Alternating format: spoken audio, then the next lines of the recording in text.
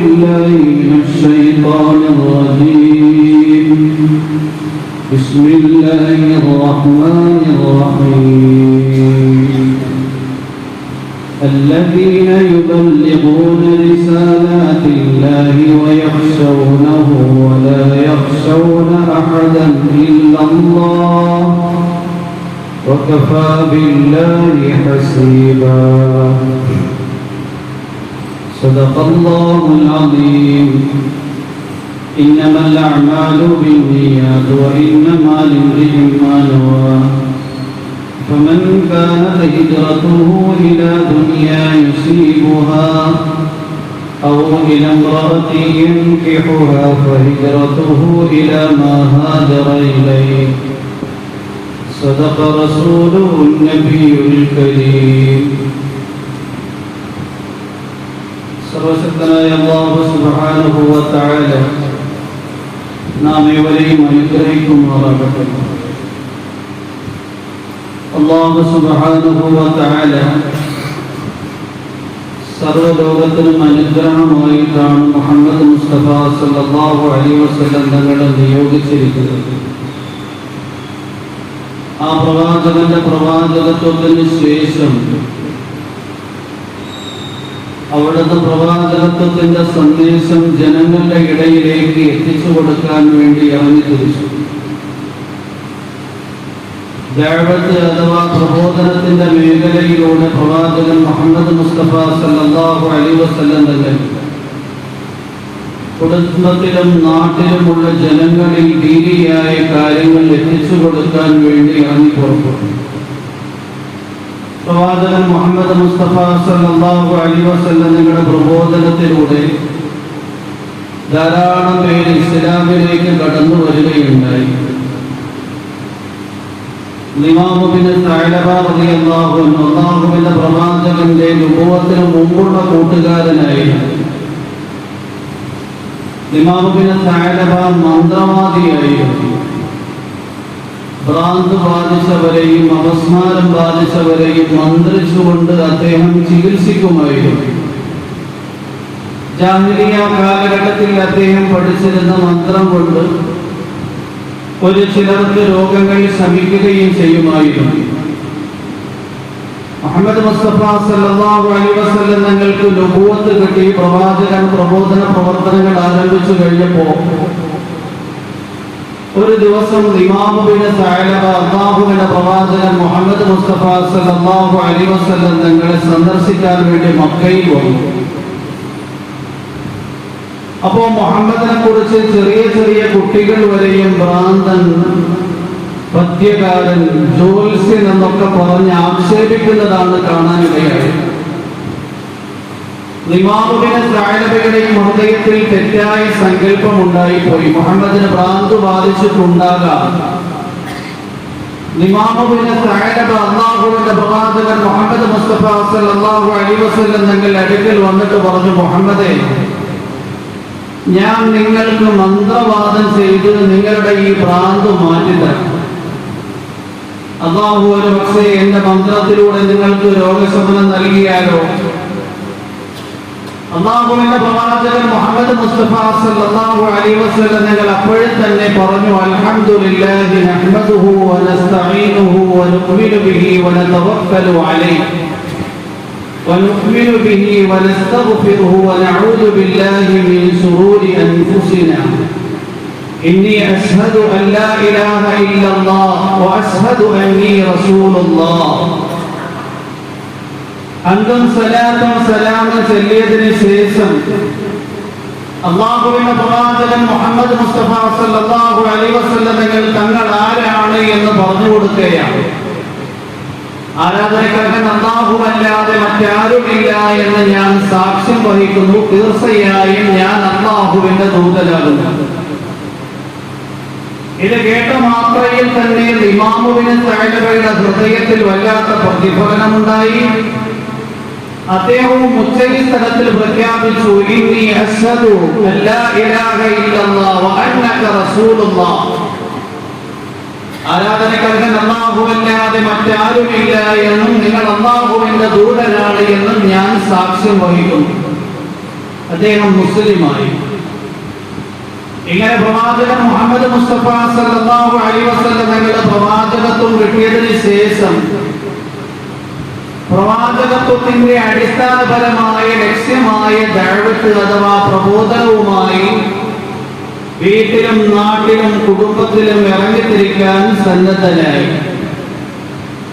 അല്ലാഹുവിന്റെ പ്രവാചകൻ മുഹമ്മദ് മുസ്തഫ സല്ലല്ലാഹു അലൈഹി വസല്ലം തങ്ങളുടെ അന്ത്യപ്രവാചകനായതുകൊണ്ട് തന്നെ പ്രവാചകന്റെ സമുദായത്തിൽപ്പെട്ട ഓരോരുത്തരും പ്രബോധനത്തിന്റെ ദഅവത്തിന്റെ ഉത്തരവാദികളാണ്.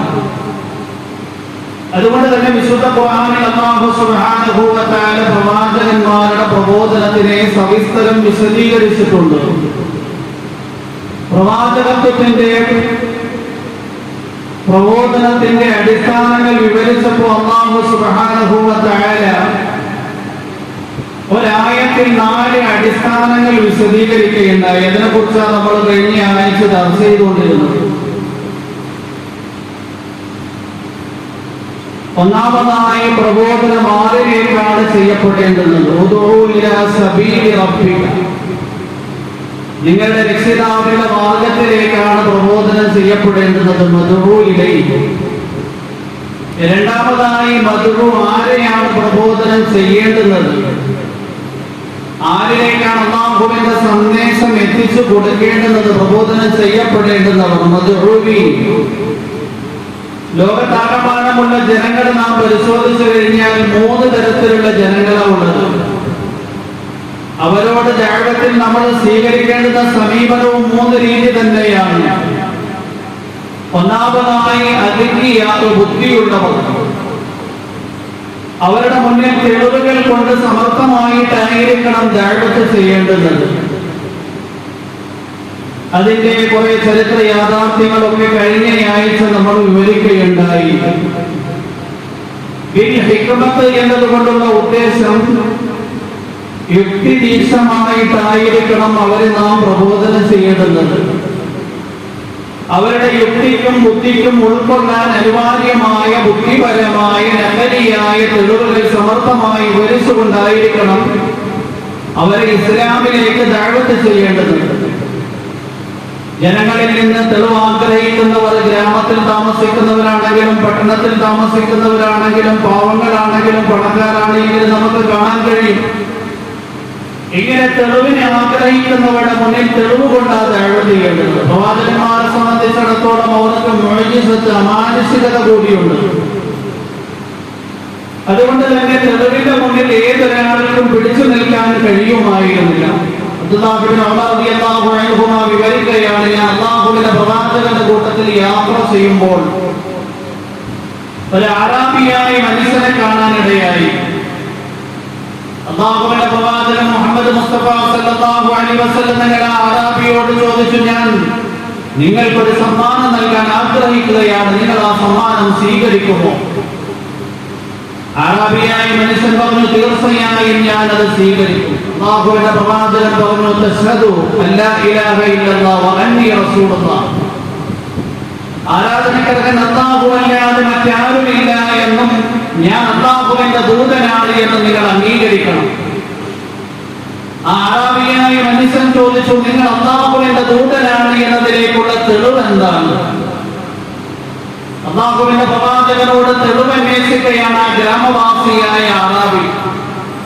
അല്ലാഹുവിന്റെ പ്രവാചകൻ പറഞ്ഞു, ആ കാണുന്ന വൃക്ഷം തന്നെ ഞാൻ അല്ലാഹുവിന്റെ ദൂതനാണ് എന്നതിലേക്കുള്ള സാക്ഷിയാണ്, തെളിവാണ്. അല്ലാഹുവിന്റെ പ്രവാചകൻ ഇത് പറയേണ്ടുന്ന താമസം ആ വൃക്ഷം അങ്ങനെ തന്നെ വേരോടെ പിഴുത് അല്ലാഹുവിന്റെ പ്രവാചകന്റെ സവിധത്തിൽ ഹാജരായിക്കൊണ്ട് ഉച്ചരിസ്ഥലത്തിൽ പ്രഖ്യാപിക്കുകയുണ്ടായി, അശ്ഹദു അല്ലാ ഇലാഹ ഇല്ലല്ലാഹ് വഅശ്ഹദു അന്നക റസൂലുള്ളാഹ്, അശ്ഹദു അല്ലാ ഇലാഹ ഇല്ലല്ലാഹ് വഅശ്ഹദു അന്നക റസൂലുള്ളാഹ്, അശ്ഹദു അല്ലാ ഇലാഹ ഇല്ലല്ലാഹ് വഅശ്ഹദു അന്നക റസൂലുള്ളാഹ്. ആ വർഷം മടങ്ങി പഴയ സ്ഥലത്ത് പോയി സ്ഥാപിക്കപ്പെട്ടു.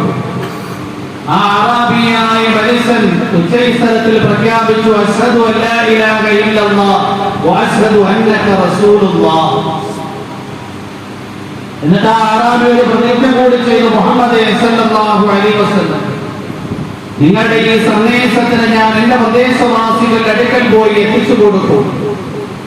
അവരത് അംഗീകരിക്കുന്നു എങ്കിൽ ഞാൻ അവരുടെ കൂട്ടത്തിൽ താമസിക്കും. ഇനി എന്റെ സത്യപ്രബോധനത്തിനെ അംഗീകരിക്കാൻ അവർ സന്നദ്ധരല്ല എങ്കിൽ ആ പ്രദേശം ഉപേക്ഷിച്ചുകൊണ്ട് അങ്ങയുടെ അടുക്കൽ വന്ന് ഞാൻ താമസിക്കും. ഇങ്ങനെ തെളിവിനെ ആഗ്രഹിക്കുന്നവർക്ക് തെളിവുകളോടെയായിരിക്കണം ദഅവത്ത് ചെയ്യേണ്ടത്. രണ്ടാമത്, ജനങ്ങളിൽ ഒരു വിഭാഗം ആൾക്കാര്, സാധാരണക്കാര്, ലോകത്തിൽ മനുഷ്യരെ എടുത്ത് പരിശോധിച്ചു കഴിഞ്ഞാൽ ഏറ്റവും കൂടുതൽ ജനസംഖ്യ സാധാരണക്കാരാണ്. നമ്മുടെ പ്രദേശങ്ങളെ എടുത്തു നോക്കിയാലും, നമ്മുടെ നാടിനെ പരിശോധിച്ചാലും, നമ്മുടെ രാജ്യത്തെ പരിധിയാലും, ലോകത്തിനെ പരിധിയാലും 800 കോടി ജനങ്ങൾ ലോകത്തിൽ ഇന്ന് അധിവസിക്കുന്നുണ്ട്. അതിൽ ഭൂരിഭാഗം സാധാരണക്കാരാണ്. അവരെ എങ്ങനെയാ ദഅവത്ത് ചെയ്യേണ്ടത്? ഖുർആൻ പറയുന്നു, അവരെ സാരോപദേശത്തിലൂടെ ദഅവത്ത് ചെയ്യുക. അവരുടെ അടുക്കൽ വ്യക്തിപരമായി നിങ്ങൾ പോയി കണ്ട് നിങ്ങളുടെ ഉപദേശം സമർപ്പിച്ചു കഴിഞ്ഞാൽ അവരത് അംഗീകരിക്കാനും സ്വീകരിക്കാനും സന്നദ്ധരായിരിക്കും. അല്ലാഹുവിന്റെ പ്രവാചകന്റെ ജീവിത കാലഘട്ടത്തിൽ ധാരാളം സാധാരണക്കാർക്ക് ചെറിയ ദഅവത്തിലൂടെ ഇസ്ലാമിലേക്ക് അവർ കടന്നു വന്നിട്ടുണ്ട്. അംർ ബിൻ അബസ റളിയല്ലാഹു അൻഹു, അദ്ദേഹം ജാഹിലിയ്യ കാലഘട്ടത്തിൽ തന്നെ വിഗ്രഹാരാധനയെ മനസ്സുകൊണ്ട് എതിർത്തിരുന്ന ആളായിരുന്നു. മനുഷ്യൻ സ്വന്തം കരങ്ങൾ കൊണ്ട് നിർമ്മിച്ച വിഗ്രഹങ്ങളെ എന്തിനാണ് പ്രതിഷ്ഠകളായി വെച്ചുകൊണ്ട് പൂജിക്കുന്നത്? അദ്ദേഹം അഹ്ലി കിതാബികളിൽപ്പെട്ട ഒരു പണ്ഡിതന്റെ അടുക്കൽ പോയിട്ട് ചോദിക്കുകയുണ്ടായി, സത്യദീൻ ഏതാണ്? അഹ്ലി കിതാബികളിൽപ്പെട്ട ആ പണ്ഡിതൻ പറയുകയുണ്ടായി, മക്കയിൽ ഒരു പ്രവാചകൻ വരാനിരിക്കുകയാണ്, മുഹമ്മദ് അഹമ്മദ് എന്നാണ് പ്രവാചകന്റെ പേര്. ആ പ്രവാചകൻ അന്ത്യപ്രവാചകനാണ്. ആ പ്രവാചകൻ വിഭാവനം ചെയ്യുന്ന പ്രത്യശാസ്ത്രമാണ് ഏറ്റവും സത്യസന്ധമായിട്ടുള്ളത്. അംർ ബിൻ അബസ ഇത് കേട്ടത് മുതൽ മക്കക്കാരോട് അന്വേഷിച്ചു കൊണ്ടേയിരുന്നു, ഏതെങ്കിലും പ്രവാചകൻ വന്നിട്ടുണ്ടോ, പ്രവാചകൻ വന്നിട്ടുണ്ടോ. ഇങ്ങനെ വർഷങ്ങൾ പലതും കഴിഞ്ഞുപോയി. അംർ ബിൻ അബസയോട് പറയപ്പെട്ടു, മക്കയിൽ മുഹമ്മദ് എന്ന് പറയുന്നയാള് അബ്ദുല്ലാന്റെ മകൻ പ്രവാചകത്വം വാദിച്ചുകൊണ്ട് രംഗപ്രവേശനം ചെയ്തിരിക്കുകയാണ്. അംർ ബിൻ അബസ നേരെ മക്കയിൽ വന്നു. മുഹമ്മദ് മുസ്തഫ സല്ലല്ലാഹു അലൈഹി വസല്ലം തങ്ങളുടെ സവിധത്തിൽ ഹാജരായി. മുഹമ്മദ് മുസ്തഫ സല്ലല്ലാഹു അലൈഹി വസല്ലം തങ്ങളോട് ചോദിക്കുകയുണ്ടായി, മുഹമ്മദേ, നിങ്ങൾ എന്തിലേക്കാണ് ജനങ്ങളെ ക്ഷണിക്കുന്നത്? മുഹമ്മദ് മുസ്തഫ സല്ലല്ലാഹു അലൈഹി വസല്ലം തങ്ങൾ പറഞ്ഞു, അല്ലാഹുവിന്റെ ഏകത്വത്തിലേക്കാണ് ഞാൻ ജനങ്ങളെ ക്ഷണിക്കുന്നത്. അല്ലാഹുവല്ലാത്ത ശക്തികളെയും വ്യക്തികളെയും വസ്തുക്കളെയും പൂജിക്കുന്നതിൽ നിന്ന് ജനങ്ങളെ വിലക്കുകയും ചെയ്യുന്നുണ്ട്. ഞാൻ അല്ലാഹുവിന്റെ ദൂതനാണ് എന്ന കാര്യവും ഞാൻ ജനങ്ങളുടെ ഇടയിൽ പ്രബോധനം ചെയ്യുന്നുണ്ട്. കുടുംബ ബന്ധം ചേർക്കണം എന്നും ജനങ്ങളോട് നല്ല നിലയിൽ വർദ്ധിക്കണമെന്ന് ഞാൻ ഉപദേശിക്കുന്നു. അംർ ബിൻ അബസ ചോദിക്കുകയുണ്ടായി, നിങ്ങളുടെ ഈ പ്രബോധനത്തിനെ ആരൊക്കെ അംഗീകരിച്ചിട്ടുണ്ട്? അല്ലാഹുവിന്റെ പ്രവാചകൻ പറയുകയുണ്ടായി, ഒരു അടിമയും സ്വതന്ത്രനും അംഗീകരിച്ചിട്ടുണ്ട്. ആരാണ് സ്വതന്ത്രൻ, ആരാണ് അടിമ? സ്വതന്ത്രൻ അബൂബക്കർ സിദ്ദീഖ് റളിയല്ലാഹു അൻഹു. അടിമ ആരാണ്? ബിലാൽ ഹബശിയാണ്. അംർ ബിൻ അബസ പറഞ്ഞു, ഞാനും ആ ദീനിനെ അംഗീകരിച്ചിരിക്കുകയാണ്. അശ്ഹദു അല്ലാ ഇലാഹ ഇല്ലല്ലാഹ് വഅശ്ഹദു അന്നക റസൂലുള്ളാഹ്. അല്ലാഹുവിന്റെ പ്രവാചകൻ മുഹമ്മദ് മുസ്തഫ സല്ലല്ലാഹു അലൈഹി വസല്ലം തങ്ങൾ അംർ ബിൻ അബസയോട് പറഞ്ഞു, നിങ്ങൾ ഞാൻ ഈ പറഞ്ഞ കാര്യം രഹസ്യമായി സൂക്ഷിക്കുക. പരസ്യമായ ഒരു പ്ലാറ്റ്ഫോം രംഗപ്രവേശനം ചെയ്തു വരുന്നതറിഞ്ഞാൽ നിങ്ങൾ ഉടൻ തന്നെ അവിടെ എത്തണം. അല്ലാഹുവിന്റെ പ്രവാചകന്റെ നിർദ്ദേശം പാലിച്ചുകൊണ്ട് അംർ ബിൻ അബസ റളിയല്ലാഹു അൻഹു ഇസ്ലാമിനെ രഹസ്യമായി കാത്തു സൂക്ഷിച്ചുകൊണ്ട് ജീവിച്ചു. വർഷങ്ങൾ പലതും കഴിഞ്ഞുപോയി. അല്ലാഹുവിന്റെ പ്രവാചകൻ മുഹമ്മദ് മുസ്തഫ സല്ലല്ലാഹു അലൈഹി വസല്ലം തങ്ങൾ മക്കയിൽ നിന്നും മദീനയിലേക്ക് പലായനം ചെയ്തു പോയി. ഇതറിഞ്ഞപ്പോ അംർ ബിൻ അബസ നേരെ മദീനയിലെത്തി. അല്ലാഹുവിന്റെ പ്രവാചകനോട് ചോദിച്ചു, എന്നെ ഓർമ്മയുണ്ടോ? മുഹമ്മദ് സല്ലല്ലാഹു അലൈഹി വസല്ലം തങ്ങൾ പറഞ്ഞു, നിങ്ങൾ എങ്ങനെ ഓർമ്മയില്ലാതിരിക്കുന്നു? നിങ്ങൾ ആദ്യമായി ഇസ്ലാമിലേക്ക് കടന്നു വന്നവരിൽ പെട്ടവരാണ്. അംർ ബിൻ അബസയാണ് നിങ്ങൾ. ഇങ്ങനെ സാധാരണക്കാരായ ആൾക്കാര് അവരുടെ ഹൃദയങ്ങൾ വെറും കാലിയായിരിക്കും. സത്യസന്ധമായ സന്ദേശങ്ങൾ അവരിലേക്ക് എത്തിച്ചു കൊടുത്തു കഴിഞ്ഞാൽ, സാരോപദേശത്തിലൂടെ അക്കാര്യങ്ങൾ അവർക്ക് അടുക്കലേക്ക് എത്തിക്കഴിഞ്ഞാൽ അവർ അംഗീകരിക്കാൻ വിശ്വസിക്കാൻ തയ്യാറാണ്. അല്ലാഹുവിന്റെ പ്രവാചകന്റെ കാലഘട്ടത്തിൽ ഇങ്ങനെയുള്ള ധാരാളം പേരുണ്ടായിരുന്നു. ചെറിയ ഒരു പ്രബോധനത്തിലൂടെ ഇസ്ലാമിലേക്ക് കടന്നു വന്നിട്ടുണ്ട്. അഖ്സും ഇബ്നു സൈഫി എന്ന് പറയുന്ന ഒരു ഗോത്ര നേതാവായിരുന്നു. മുഹമ്മദിന്റെ പ്രബോധനവും മുഹമ്മദിന്റെ പ്രവാചകത്വവും ജനങ്ങളുടെ ഇടയിൽ വലിയ ചർച്ചയായി. അഖ്സും ഇബ്നു സൈഫി എന്ന് പറയുന്ന ഗോത്ര നേതാവിന്റെ ചെവിയിലേക്ക് മുഹമ്മദിനെ കുറിച്ചുള്ള സന്ദേശം എത്തി. അഖ്സും ഇബ്നു സൈഫ് അദ്ദേഹത്തിന്റെ ഗോത്രക്കാർ ഒരുമിച്ച് കൂട്ടിയിട്ട് പറഞ്ഞു, ഞാൻ മക്കയിൽ പോയി ആ മുഹമ്മദ് ആരാണ് എന്ന് പഠിച്ചിട്ട് വരാം. ഗോത്രത്തിൽപ്പെട്ട ജനങ്ങൾ പറഞ്ഞു, നിങ്ങൾ ഗോത്ര നേതാവാണ്, നിങ്ങൾ പോകുന്നത് ഉചിതമല്ല. നിങ്ങൾ 2 ദൂതന്മാരെ അന്വേഷിക്കാൻ വേണ്ടി മക്കയിലേക്ക് യാത്രയാക്കുക. ഗോത്രക്കാരുടെ അഭിപ്രായം മാനിച്ചുകൊണ്ട് 2 പേരെ മക്കയിലേക്ക് മുഹമ്മദിന്റെ അടുക്കലേക്ക് എന്താണ് വിവരം എന്ന് അന്വേഷിക്കാൻ വേണ്ടി അഖ്സും ഇബ്നു സൈഫ് യാത്രയാക്കി. അവർ 2 പേരും അല്ലാഹുവിന്റെ പ്രവാചകൻ മുഹമ്മദ് മുസ്തഫ സല്ലല്ലാഹു അലൈഹി വസല്ലം തങ്ങളുടെ സവിധത്തിൽ വന്നിട്ട് ചോദിച്ചു, ആരാണ് നിങ്ങൾ? മുഹമ്മദ് സല്ലല്ലാഹു അലൈഹി വസല്ലം തങ്ങൾ പറഞ്ഞു, മുഹമ്മദ് ബിൻ അബ്ദുല്ലാ, ഞാൻ അബ്ദുല്ലാഹുവിന്റെ പുത്രൻ മുഹമ്മദാണ്. വമാ അൻത, എന്താ സംഗതിയാ നിങ്ങൾ ജനങ്ങളുടെ ഇടയിൽ വിളംബരം ചെയ്യുന്നത്? മുഹമ്മദ് മുസ്തഫ സല്ലല്ലാഹു അലൈഹി വസല്ലം തങ്ങൾ സൂറത്തുൽ നഹ്ലിൽ ഒരു ആയത്ത് പാരായണം ചെയ്ത് കേൾപ്പിച്ചു. ഇന്നല്ലാഹ യഅ്മുറു ബിൽ അദ്ലി വൽ ഇഹ്സാൻ വഈതാഇ ദിൽ ഖുർബാ വയൻഹാ അനിൽ ഫഹ്ശാഇ വൽ മുൻകർ والبغي يعظكم لعلكم تذكرون. ഒരു കേട്ടപ്പോൾ വീണ്ടും ആവർത്തിച്ച് ഓതാൻ വേണ്ടി പറഞ്ഞു. അല്ലാഹുവിന്റെ പ്രവാചകൻ ആവർത്തിച്ച് ഓതി, ഇന്നല്ലാഹ യഅ്മുറു ബിൽ അദ്ലി, നിശ്ചയം അല്ലാഹു ജനങ്ങളോട് നീതിയോട് വർത്തിക്കാൻ നിർദ്ദേശിക്കുന്നു. വൽ ഇഹ്സാൻ, ജനങ്ങൾക്ക് ഉപകാരം ചെയ്യാൻ ഉപദേശിക്കുന്നു. വഈതാഇ ദിൽ ഖുർബാ, ബന്ധുമിത്രാദികളെ സഹായിക്കാനും അല്ലാഹു ഉപദേശിക്കുന്നു. വയൻഹാ അനിൽ ഫഹ്ശാഇ വൽ മുൻകർ, നീചവൃത്തിയിൽ നിന്നും ദുരാചാരത്തിൽ നിന്നും അല്ലാഹു വിലക്കുന്നു. വൽ ബഗി, അക്രമം പ്രവർത്തിക്കുന്നതിൽ നിന്നും. യഅ്ദുകും, അല്ലാഹു നിങ്ങളെ ഉപദേശിക്കുകയാണ്. ലഅല്ലകും തദക്കറൂൻ, നിങ്ങൾ ഉത്ബോധനം സിദ്ധിക്കുന്നവരാകാൻ. ആ 2 പേരും അഖ്സും ഇബ്നു സൈഫിന്റെ അടുക്കലേക്ക് വന്നിട്ട് പറഞ്ഞു, മുഹമ്മദ് ആരാണ് എന്ന് ചോദിച്ചപ്പോൾ അബ്ദുല്ലാഹിന്റെ പുത്രൻ മുഹമ്മദാണ് എന്ന് പറഞ്ഞു. അദ്ദേഹം എന്ത് കാര്യമാണ് ജനങ്ങളുടെ ഇടയിൽ വിഭാവനം ചെയ്യുന്നത് എന്ന് ചോദിച്ചപ്പോൾ അദ്ദേഹം വിശുദ്ധ ഖുർആനിലെ ഈ വചനങ്ങളാണ് പാരായണം ചെയ്തത്. അഖ്സും ഇബ്നു സൈഫി അത് ആവർത്തിച്ച് ഓതി പാരായണം ചെയ്ത് കേട്ടു. എന്നിട്ട് അഖ്സും ഇബ്നു സൈഫി ഗോത്രക്കാരോട് പറയുകയുണ്ടായി, മുഹമ്മദ് ജനങ്ങളോട് വിഭാവനം ചെയ്യുന്നത് വളരെ ഉത്തുംഗമായ, വളരെ ശ്രേഷ്ഠമായ കാര്യങ്ങളാണ്. അതുകൊണ്ട് അതിൽ നിന്ന് ഒരിക്കലും നമ്മൾ അമാന്തിച്ച് നിൽക്കാൻ പാടില്ല. നമുക്ക് എല്ലാവർക്കും മുഹമ്മദിനെ കൊണ്ട് അംഗീകരിക്കുകയും വിശ്വസിക്കുകയും ചെയ്യാം. അങ്ങനെ അഖ്സും ഇബ്നു സൈഫിയും അദ്ദേഹത്തിന്റെ ഗോത്രക്കാരും അല്ലാഹുവിന്റെ പ്രവാചകൻ മുഹമ്മദ് മുസ്തഫ സല്ലല്ലാഹു അലൈഹി വസല്ലം തങ്ങളുടെ നുബുവത്തിനെയും അല്ലാഹുവിന്റെ ഏകത്വത്തെയും അംഗീകരിച്ചുകൊണ്ട് ഇസ്ലാമിലേക്ക് കടന്നു വരാൻ തയ്യാറായി.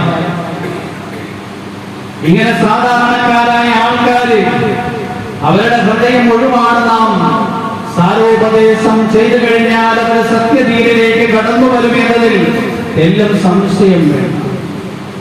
അബൂ തൽഹാ റളിയല്ലാഹു അൻഹു, അദ്ദേഹം ബസ്രയിലെ കമ്പോളത്തിൽ കച്ചവടം ചെയ്തുകൊണ്ടിരിക്കുമ്പോൾ ഒരു മഠത്തിൽ താമസിച്ചിരുന്ന ഒരു പുരോഹിതൻ കടന്നു വന്നുകൊണ്ട് ആ മാർക്കറ്റിൽ ഉള്ളവരോട് ഉച്ചസ്ഥലത്തിൽ വിളിച്ചു ചോദിക്കുകയാണ്, ഹറം മക്കയിലുള്ള ആരെങ്കിലും ഇവിടെ കച്ചവടം ചെയ്യുന്നുണ്ടോ? തൽഹാ റളിയല്ലാഹു അൻഹു പറഞ്ഞു, ഞാൻ ഹറം മക്കയിൽ താമസിക്കുന്നയാളാണ്. ആ പുരോഹിതൻ പറയുകയുണ്ടായി, തീർച്ചയായും നിങ്ങൾ ആ പ്രദേശത്ത് അന്ത്യപ്രവാചകൻ രംഗപ്രവേശനം ചെയ്തിരിക്കുകയാണ്. അദ്ദേഹത്തിനെ കൊണ്ട് നിങ്ങൾ വിശ്വസിച്ചാൽ നിങ്ങൾ വിജയികളായി തീരും. തീർച്ചയായും അദ്ദേഹം പലായനം ചെയ്യേണ്ടി വരും. മക്കയിൽ നിന്നും ഈന്തപ്പനത്തോട്ടങ്ങളുള്ള കൽപ്രദേശമാകുന്ന യത്രിബിലേക്ക് അദ്ദേഹം പലായനം ചെയ്യേണ്ടി വരും. അൻഹുവിന്റെ ഹൃദയത്തിലേക്ക് ആ പുരോഹിതന്റെ വാക്കുകൾ തറച്ചു കയറി. മക്കയിലേക്ക് പോയതിനു ശേഷം അദ്ദേഹം ജനങ്ങളോട് അന്വേഷിക്കുകയുണ്ടായി, ഇവിടെ ആരെങ്കിലും നുബുവത്ത് വാദിച്ചുകൊണ്ട് രംഗപ്രവേശനം ചെയ്തിട്ടുണ്ടോ? അതേ അബ്ദുല്ലാഹിന്റെ മകൻ മുഹമ്മദ് നുബുവത്ത് വാദിച്ചുകൊണ്ട് രംഗപ്രവേശനം ചെയ്തിരിക്കുകയാണ്. അദ്ദേഹത്തിനെ കൊണ്ട് അബൂ ഖുഹാഫയുടെ മകനായ അബൂബക്കർ വിശ്വസിച്ചിരിക്കുകയാണ് എന്ന വാർത്ത മക്കയാകെ പ്രചരിച്ചിരിക്കുകയാണ്. അബൂബക്കർ റളിയല്ലാഹു അൻഹുവിന്റെ അടുക്കൽ ചെന്നു. അബൂബക്കർ റളിയല്ലാഹു അൻഹു പറഞ്ഞു, തീർച്ചയായും മുഹമ്മദ് പ്രവാചകനാണ്, അന്ത്യപ്രവാചകനാണ്. അബൂബക്കർ റളിയല്ലാഹു അൻഹുവിനെയും കൂട്ടി തൽഹാ റളിയല്ലാഹു അൻഹു അല്ലാഹുവിന്റെ പ്രവാചകന്റെ സവിധത്തിലെത്തി കലിമ പറഞ്ഞ് ഇസ്ലാമിലേക്ക് കടന്നു വരികയുണ്ട്. ഇങ്ങനെ സാധാരണക്കാരായ ആൾക്കാര് എല്ലാ കാലഘട്ടത്തിലും ചെറിയ സാരോപദേശത്തിലൂടെ ഇസ്ലാമിലേക്ക് കടന്നു വരും. അവരോട് സാരോപദേശം ചെയ്യുക എന്നത് നമുക്ക് അനിവാര്യമാണ്, നമ്മുടെ ബാധ്യതയാണ്. മൂന്നാമതായി ഒരു വിഭാഗം ആൾക്കാരുണ്ട്, അറബിയ എന്ന അവരെ കുറിച്ച് പറയുന്നത്.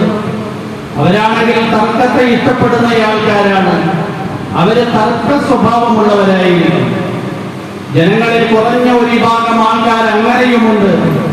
അവരോട് എങ്ങനെയാണ് ദഅവത്ത് ചെയ്യേണ്ടത് എന്ന് ഖുർആനിൽ അല്ലാഹു പറയുന്നുണ്ട്, വജാബിൽഹും ബില്ലതി ഹിയ അഹ്സൻ. അവരോട് നല്ല നിലയിൽ നിങ്ങൾ സംവദിക്കണം. അല്ലാഹുവിന്റെ പ്രവാചകന്റെ കാലഘട്ടത്തിൽ ഉണ്ടായിട്ടുണ്ട്. 14 നൂറ്റാണ്ടിന്റെ ചരിത്രം പരിശോധിച്ചു കഴിഞ്ഞാൽ ധാരാളം ആൾക്കാർ അങ്ങനെ കഴിഞ്ഞു പോയിട്ടുണ്ട്. അവരോട് പ്രവാചകനും സഹാബിമാരും താബിഈങ്ങളും പണ്ഡിതന്മാരും നല്ല നിലയിൽ സംവദിക്കുകയും അവരെ സത്യസന്ധമായ വഴിയിലേക്ക് കൊണ്ടുവരികയും ചെയ്തിട്ടുണ്ട്. അല്ലാഹുവിന്റെ പ്രവാചകന്റെ ജീവിത കാലഘട്ടത്തിൽ മദീനയിൽ കഴിഞ്ഞുകൂടുമ്പോൾ നജറാനിലെ ക്രിസ്ത്യാനികൾ വന്നു അല്ലാഹുവിന്റെ പ്രവാചകനോട് സംവാദം നടത്താൻ വേണ്ടി. അവർ ഈസാ നബി അലൈഹിസ്സലാമിനെ കുറിച്ച് പറയുകയുണ്ടായി. ഈസാ പ്രവാചകൻ കേവലം ഒരു പ്രവാചകൻ മാത്രമല്ല, ദൈവപുത്രനാണ്, ദൈവത്തിന്റെ അംശമാണ്. നിങ്ങളുടെ ഖുർആനിൽ ഇക്കാര്യം വളരെ കൃത്യമായി പറഞ്ഞിട്ടുണ്ട്. റൂഹും മിൻഹു എന്നാണ് ഈസാ പ്രവാചകനെ കുറിച്ച് നിങ്ങളുടെ ഖുർആൻ പരിചയപ്പെടുത്തിയിരിക്കുന്നത്. അല്ലാഹുവിന്റെ അംശമാണ്, ദൈവത്തിന്റെ അംശമാണ്. അതുകൊണ്ട് ദൈവം എന്ന് പറഞ്ഞു കഴിഞ്ഞാൽ ത്രിയേകത്വമാണ്. 3 സത്തകൾ ചേർന്നതാണ് ഏകത്വം എന്നുള്ളത്. ദൈവം, പുത്രൻ, പരിശുദ്ധാത്മാവ്. അതുകൊണ്ട് ഈസാ എന്ന് പറയുന്ന പ്രവാചകൻ കേവലം ഒരു പ്രവാചകനല്ല, നേരെ മറിച്ച് ദൈവപുത്രനാണ്. നിങ്ങളെക്കാൾ സ്ഥാനവും മഹത്വവും ഉള്ളയാളാണ്. ഈ സന്ദർഭത്തിൽ അല്ലാഹു സുബ്ഹാനഹു വ തആല പ്രവാചകന് സൂറത്ത് ആൽ ഇംറാനിന്റെ തുടക്കത്തിലുള്ള 61 ആയത്തുകളാണ് അവതരിപ്പിച്ചത്. ഈസാ നബി അലൈഹിസ്സലാമിന്റെ യാഥാർത്ഥ്യത്തെ കുറിച്ച് വളരെ കൃത്യമായി വിശദീകരിക്കുന്ന ആയത്തുകൾ.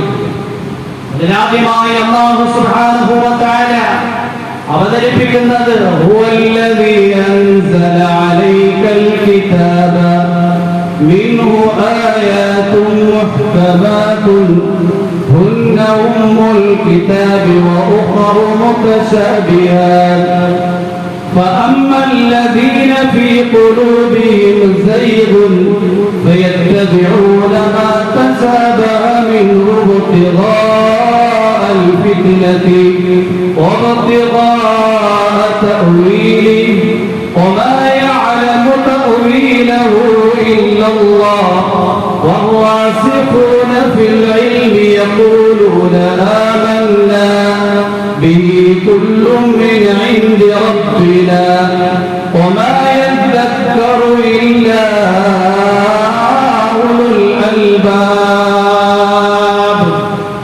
هو الذي أنزل عليك الكتاب الله ആണ് നിങ്ങളുടെ മേൽ വേദഗ്രന്ഥത്തിനെ അവതരിപ്പിച്ചു നൽകിയവൻ. മിൻഹു ആയാതുൻ മുഹ്കമാതുൻ, അതിൽ അർത്ഥങ്ങൾ സുവക്തമായ ധാരാളം സൂക്തങ്ങളുണ്ട്. ഹുന്ന ഉമ്മുൽ കിതാബി, അതാണ് വിശുദ്ധ ഖുർആനിന്റെ മൂലവാക്യങ്ങൾ. മറ്റ് ധാരാളം സൂക്തങ്ങളുണ്ട്. അർത്ഥങ്ങളും ആശയങ്ങളും പരസ്പരം കൂടിച്ചേർന്നതാണ്. ഒരു വാക്കിന് പല അർത്ഥങ്ങളുണ്ട്. ഒരു പക്ഷേ നിങ്ങൾക്കത് മനസ്സിലാക്കാൻ കഴിഞ്ഞുകൊള്ളുന്നു. അല്ലാഹു പറയാണ്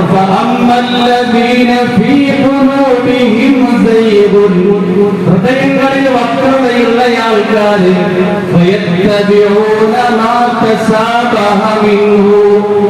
ഇങ്ങനെ അർത്ഥങ്ങളും ആശയങ്ങളും കൂടിക്കലർന്ന സൂക്തങ്ങളുമായി ബന്ധപ്പെടും, അതിന്റെ പിന്നാലെ കൂടും.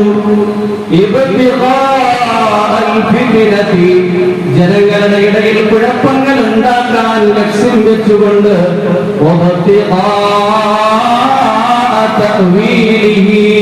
അതിന്റെ വ്യാഖ്യാനങ്ങൾ തേടിക്കൊണ്ട്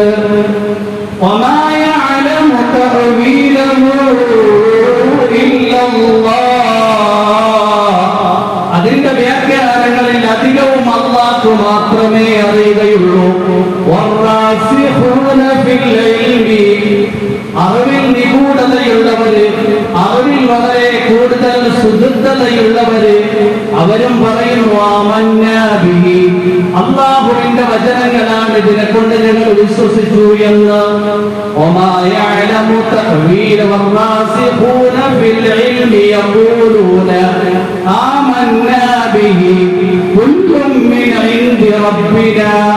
എല്ലാം അല്ലാഹുവിൽ നിന്ന് അവതീർണമായതാണ്.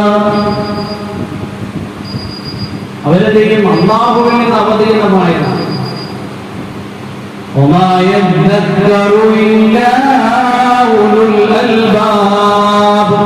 ബുദ്ധിയുള്ളവരല്ലാതെ ഇതിനെക്കുറിച്ച് നല്ല നിലയിൽ മനസ്സിലാക്കില്ല.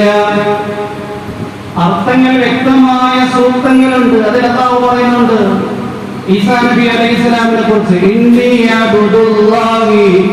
ഞാൻ അല്ലാഹുവല്ല, ഞാൻ അല്ലാഹുവിന്റെ അടിമയാണ്. എന്തിനാണ് അർത്ഥങ്ങളിൽ പരസ്പരം സാദൃശ്യമുള്ള വാക്കുകൾ എടുത്തുകൊണ്ട് ഈസാ നബി അലൈഹിസ്സലാമിനെ ദൈവപുത്രനെ നിങ്ങൾ വാദിക്കുന്നത്? ഇങ്ങനെ ആയത്തുകൾ അവതരിപ്പിച്ച് إن مثل عيسى عند الله كمثل آدم خلقه من تراب ثم قال له كن فيكون الحق من ربك فلا تكن من الممترين فمن حاجك فيه من بعد ما جاءك من العلم فقل تعالوا ندعو أبناءنا وأبناءكم ونساءنا ونساءكم وأنفسنا وأنفسكم ثم نبتهل فنجعل لعنة الله على الكاذبين. إن مثل عيسى عند الله, നിങ്ങളിൽ പറയുന്ന ഈസ അല്ലാഹുവിന്റെ അടുക്കൽ, കമസലി ആദം, ആദമിന്റെ ഉദാഹരണം പോലെയാണ്. ഖലഖഹു മിൻ തുറാബിൻ, ആദമിനെ അല്ലാഹു മണ്ണിൽ നിന്നാണ് പടച്ചത്. സുമ്മ ഖാല ലഹു കുൻ ഫയകൂൻ, എന്നിട്ട് അല്ലാഹു കുൻ, നീ ഉണ്ടാകു എന്ന് പറഞ്ഞപ്പോൾ ആദം നബി അലൈഹിസ്സലാം മനുഷ്യരൂപം പ്രാപിച്ച ഒരു മനുഷ്യനായി. അൽഹഖു മിർ റബ്ബിക, ഇത് നിങ്ങളുടെ രക്ഷിതാവിങ്കിൽ നിന്നുള്ള യാഥാർത്ഥ്യമാണ്. ഫലാ തകും മിനൽ മുംതരീൻ, നിങ്ങൾ ഒരിക്കലും സംശയാലുക്കളിൽ പെട്ടുപോകരുത്. എന്നിട്ട് അല്ലാഹു പറയാ, ഫമൻ ഹാജക ഫീഹി മിൻ ബഅദി മാ ജാഅക മിനൽ ഇൽമി, നിങ്ങളുടെ അടുക്കൽ വ്യക്തമായ തെളിവ് വന്നതിന് ശേഷവും, നിങ്ങളുടെ അടുക്കൽ വ്യക്തമായ തെളിവ് വന്നതിന് ശേഷവും, അറിവ് കിട്ടിയതിന് ശേഷവും ആരെങ്കിലും നിങ്ങളോട് തർക്കിക്കുന്നു എങ്കിൽ നബിയെ താങ്കൾ പറഞ്ഞുകൊള്ളുക, താഴെ തർക്കിക്കുന്നവർ വരിക,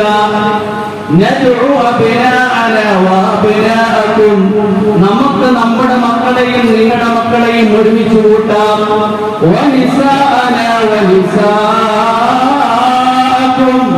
നമ്മുടെ സ്ത്രീകളെയും നിങ്ങളുടെ സ്ത്രീകളെയും ഒരുമിച്ച് കൂട്ടാം. നമ്മുടെ ശരീരങ്ങളെയും നിങ്ങളുടെ ശരീരങ്ങളെയും ഒരുമിച്ച് കൂട്ടാം. എന്നിട്ട് നമുക്കൊരു ശാപ പ്രാർത്ഥന തന്നെ നടത്താം.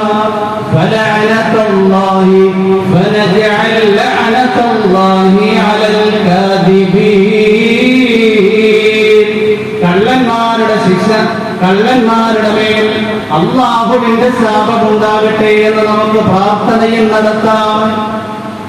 ഇത്രയായപ്പോൾ എന്ത് ചെയ്തു? നജ്റാനിൽ നിന്ന് വന്ന ക്രിസ്ത്യാനികളൊന്ന് പേടിച്ചുപോയി. കാരണം ആരോടാ സംവാദം നടത്തുന്നത്? മുഹമ്മദിനോടാണ് സല്ലല്ലാഹു അലൈഹി വസല്ലം. അവര് പറഞ്ഞു, വരട്ടെ നമ്മളൊന്ന് പോയി ആലോചിക്കട്ടെ. നജ്റാനിൽ നിന്ന് വന്ന 70ഓളം വരുന്ന ക്രിസ്ത്യാനികൾ പോയി ആലോചിച്ചു. അവരുടെ പണ്ഡിതന്മാരും നേതാക്കന്മാരും പറഞ്ഞു, ഇത് അന്ത്യപ്രവാചകനാണ്. പ്രവാചകനോട് നാം മുബാഹന നടത്തി കഴിഞ്ഞാൽ, ശാപപ്രാർത്ഥന നടത്തി കഴിഞ്ഞാൽ നമ്മൾ കൂടോടുകൂടി നശിച്ചു പോകും. അതുകൊണ്ട് അദ്ദേഹത്തിന്റെ അടുക്കൽ പോയി നമുക്ക് സന്ധി ചെയ്തിട്ട് വരാം. അല്ലാഹുവിന്റെ പ്രവാചകനായ ഇറങ്ങിയപ്പോൾ തന്നെ തങ്ങളുടെ പുത്രിയായ ഫാത്തിമ റളിയല്ലാഹു അൻഹയുടെ ഭർത്താവ് അലിയാർ തങ്ങളും തങ്ങളുടെ പേരക്കുട്ടികളായ ഹസൻ ഹുസൈൻ റളിയല്ലാഹു അൻഹുമായി തങ്ങളുടെ ഭാര്യമാരെയും ഒക്കെ ഒരുമിച്ച് കൂട്ടി നബി തങ്ങൾ പുറപ്പെട്ടു. ക്രിസ്ത്യാനികൾ പേടിച്ചു പോയി. അവർ പോയി മുഹമ്മദിന്റെ അടുക്കൽ താഴ്ന്നു കൈ അപേക്ഷിച്ചു, മുഹമ്മദേ, ഞങ്ങൾ ശാപപ്രാർത്ഥന നടത്താൻ തയ്യാറായി. നിങ്ങളോട് ഞങ്ങൾ സന്ധി ചെയ്തിട്ട് മടങ്ങുകയാണ്. എല്ലാ വർഷവും സഫർ മാസവും റജബ് മാസവും 1000 ജോഡി വസ്ത്രം നിങ്ങൾക്ക് ഞങ്ങൾ ദാനമായി നൽകിക്കൊടുക്കും. ഇങ്ങനെ അല്ലാഹുവിന്റെ പ്രവാചകന്റെ കാലഘട്ടത്തിലും തർക്ക സ്വഭാവമുള്ളവരുണ്ടായിരുന്നു. അല്ലാഹുവിന്റെ പ്രവാചകൻ വിശുദ്ധ ഖുർആനിന്റെ ആയത്തുകൾ കൊണ്ട് നന്നായിട്ട് അവരോട് സംവദിക്കുകയുണ്ട്. അലി ഇബ്നു ഹുസൈൻ അൽ-വാഖിദി എന്ന് പറയുന്ന വലിയ ഒരു ഖുർആൻ പണ്ഡിതനുണ്ടായിരുന്നു. അബ്ബാസിയ ഖിലാഫത്ത് കാലത്ത് ധാരാളം യുക്തിവാദികളുമായും ധാരാളം ക്രിസ്ത്യാനികളുമായും സംവദിച്ചയാണ്. ഹാറൂൻ റഷീദ് ചക്രവർത്തിയുടെ സദസ്സിൽ എപ്പോഴും ഉണ്ടാകുന്ന പണ്ഡിതനായിരുന്നു അലി ഇബ്നു ഹുസൈൻ അൽ-വാഖിദി. അദ്ദേഹത്തിന്റെ അടുക്കൽ ഒരു ക്രൈസ്തവ പുരോഹിതനായ പണ്ഡിതൻ വന്നുകൊണ്ട് സമ്മതിക്കുകയുണ്ടായി, നിങ്ങൾ ഖുർആൻ പണ്ഡിതനാണല്ലോ, ഖുർആനിൽ ഈസാ നബി അലൈഹിസ്സലാമിനെ കുറിച്ച് റൂഹും മിൻഹു, അല്ലാഹുവിന്റെ പുത്രൻ, അല്ലാഹുവിന്റെ അംശം എന്ന് പറഞ്ഞിട്ടുണ്ടല്ലോ. ഈ സന്ദർഭത്തിൽ അലി ഇബ്നു ഹുസൈൻ അൽ-വാഖിദി ഉടനെ ആയത്തോയി, സഖറ ലകും മാ ഫിസ് സമാവാതി വമാ ഫിൽ അർളി ജമീഅൻ മിൻ.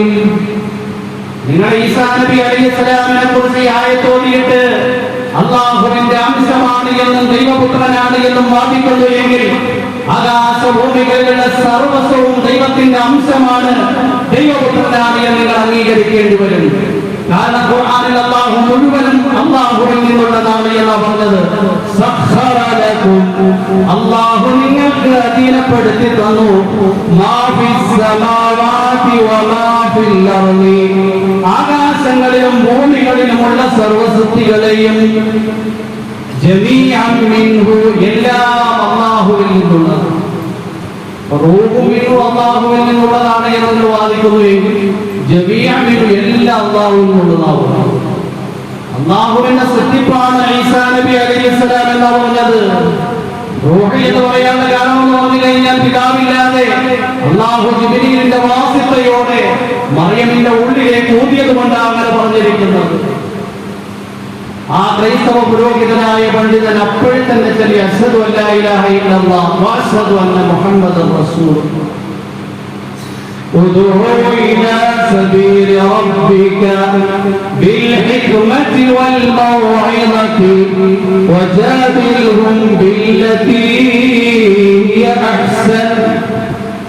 ഉദ്ഉ ഇലാ സബീലി റബ്ബിക, നിങ്ങളുടെ രക്ഷിതാവിന്റെ മാർഗത്തിലേക്ക് ജനങ്ങളെ ക്ഷണിക്കണം.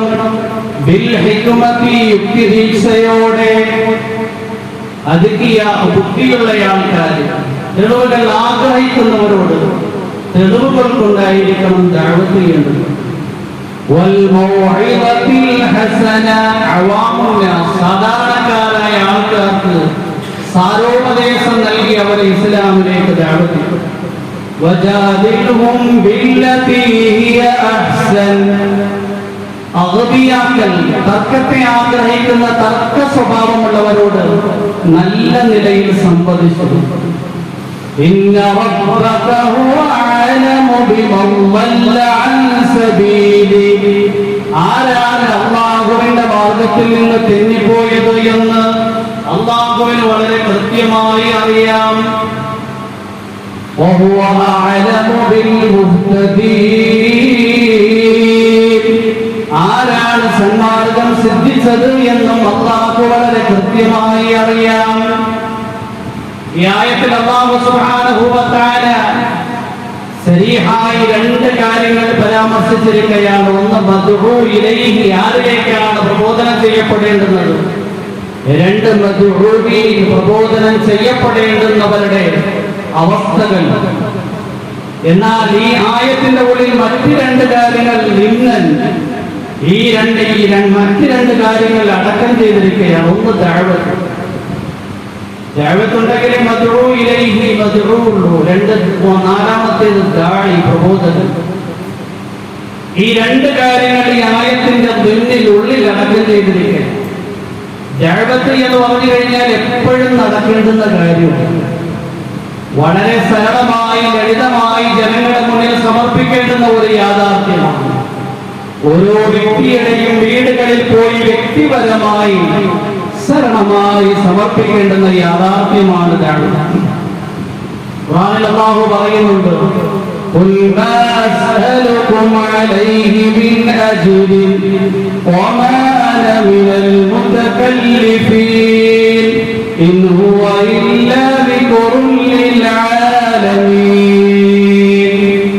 ഖുൽ നബിയെ താങ്കൾ പറഞ്ഞു കൊടുക്കുക, ലാ അസ്അലുകും അലൈഹി മിൻ അജ്ർ. ഈ പ്രബോധനത്തിന്റെ പേരിൽ നിങ്ങളിൽ നിന്ന് നാം കൂലി ആവശ്യപ്പെടുന്നില്ല. വമാ അന മിനൽ മുതകല്ലിഫീൻ. നിങ്ങളെ പ്രബോധനം ചെയ്തുകൊണ്ട് നാം ബുദ്ധിമുട്ടിക്കുന്നുമില്ല. മനസ്സിലാക്കാത്ത എന്തെങ്കിലും ഫിലോസഫികൾ പറഞ്ഞുകൊണ്ടല്ല നിങ്ങളെ നാം ദഅവത്ത് ചെയ്യുന്നത്. ഓരോരുത്തരുടെയും ബുദ്ധിക്കും ഓരോരുത്തരുടെയും യുക്തിക്കും ഓരോരുത്തരുടെയും വീക്ഷണത്തിൽ നിന്നുകൊണ്ട് വളരെ കൃത്യമായി മനസ്സിലാക്കാൻ പറ്റുന്ന ലളിതമായ കാര്യങ്ങളാണ് നിങ്ങളോട് നാം എത്തിച്ചേരുന്നത്.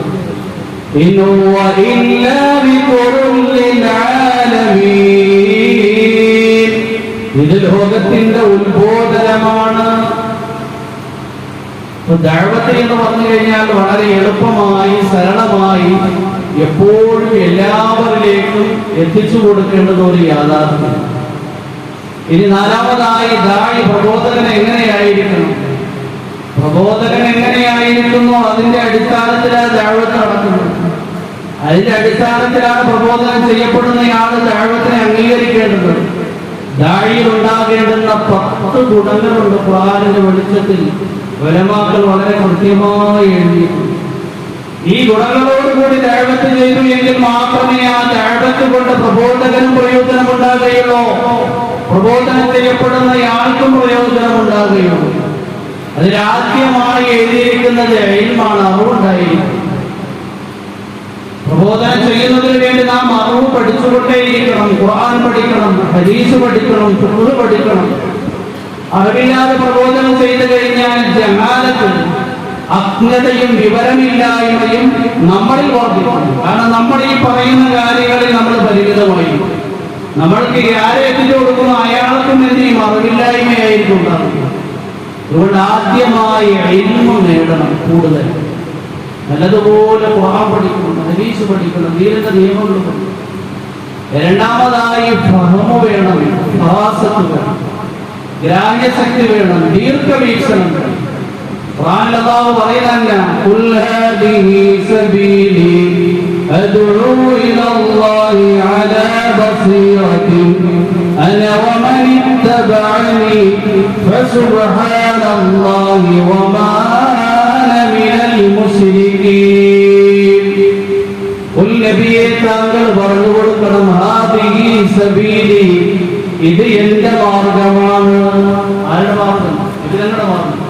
അദ്ഉ ഇലല്ലാഹി, ഞാൻ അല്ലാഹുവിലേക്ക് ജനങ്ങളെ ക്ഷണിക്കുന്നു. അലാ ബസീറത്തിൻ, ദീർഘവീക്ഷണത്തോടെ. ഫസ്സരിങ്ങളിൽ ഒരു വിഭാഗം പറയുന്നു ഇൽമോടെ. ദീർഘവീക്ഷണത്തോടെ, അതായത് ഫഹമോടെ, ശരിയായ ഗ്രാഹ്യശക്തിയോടെ, ശരിയായ ദീർഘവീക്ഷണത്തോടെ ഞാനോ മനിത്തവാരി എന്നെ പിൻപറ്റുന്ന ആൾക്കാരും അന്ധമായിട്ടല്ല പ്രബോധനം ചെയ്യുന്നു, വളരെ ദീർഘവീക്ഷണത്തോടു കൂടിയാണ്. ഓരോരുത്തരോടും സംസാരിക്കേണ്ടുന്നത് അവരവരുടെ ബുദ്ധിക്ക് ഉചിതമായിട്ടായിരിക്കണം. നിബിധങ്ങൾ പറയുകയുണ്ടായി, നിങ്ങൾ ഒരിക്കലും വൈഡൂര്യത്തിന്, രക്തനാളത്തിന് പന്നിയുടെ കഴുത്തിലല്ല അണിയിക്കേണ്ടത്, മനുഷ്യന്റെ കഴുത്തിലെ അണിയിക്കേണ്ടത് എന്ന് പറഞ്ഞു കഴിഞ്ഞാൽ ഓരോരുത്തരുടെയും അവസ്ഥകൾ വളരെ കൃത്യമായി മനസ്സിലാക്കി അവരവർക്ക് വേണ്ടുന്ന കണ്ടന്റുകളായിരിക്കണം പ്രബോധനത്തിലൂടെ നിങ്ങൾ അവർക്ക് സമർപ്പിക്കേണ്ടത്. നാലാമതായി പ്രബോധനത്തിന് വേണ്ടുന്ന ഏറ്റവും ബൃഹത്തായ ഒരു ഗുണമാണ് സബർ, തഹമ്മുൽ, ക്ഷമയും സഹനവും. ഇതുണ്ട് എങ്കിൽ മാത്രമേ പ്രബോധന രംഗത്ത് അടിയുറച്ചു നിൽക്കാൻ കഴിയുകയുള്ളൂ. കാരണം പ്രബോധന രംഗത്ത് ധാരാളം പ്രതിസന്ധികൾ ഉണ്ടാകും, ധാരാളം പ്രതികൂലമായ സാഹചര്യങ്ങൾ ഉണ്ടാകും. ഇതിനെ തരണം ചെയ്തുകൊണ്ടായിരിക്കണം പ്രബോധനത്തിന്റെ മൈതാനിയിൽ അടിയുറച്ചു നിൽക്കേണ്ടുന്നത്. ഖുർആനിൽ അല്ലാഹു പറയുന്നുണ്ട്, لتبلون في أموالكم وأنفسكم ولتسمعن من الذين أوتوا الكتاب من قبلكم ومن الذين أشركوا أذى كثيرا وإن تصبروا وتتقوا فإن ذلك من عزم الأمور.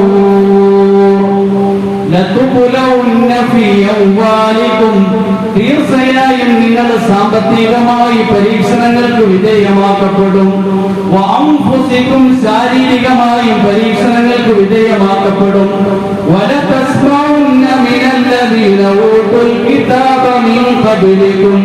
നിങ്ങൾക്ക് മുമ്പ് വേദഗ്രന്ഥം നൽകപ്പെട്ട ജൂത ക്രിസ്ത്യാനികളിൽ നിന്ന് കേൾക്കേണ്ടി വരും. മുശ്രിക്കീങ്ങളിൽ നിന്നും നിങ്ങൾക്ക് കേൾക്കേണ്ടി വരും. ധാരാളം കുത്തുവാക്കുകൾ, മാനസികമായ ബുദ്ധി കൊണ്ടുണ്ടാക്കുന്ന വാക്കുകളും തീരുമാനങ്ങളും നിങ്ങൾക്ക് കേൾക്കേണ്ടി വരും. ആ സന്ദർഭത്തിൽ നിങ്ങൾ എന്താ ചെയ്യുന്നത്?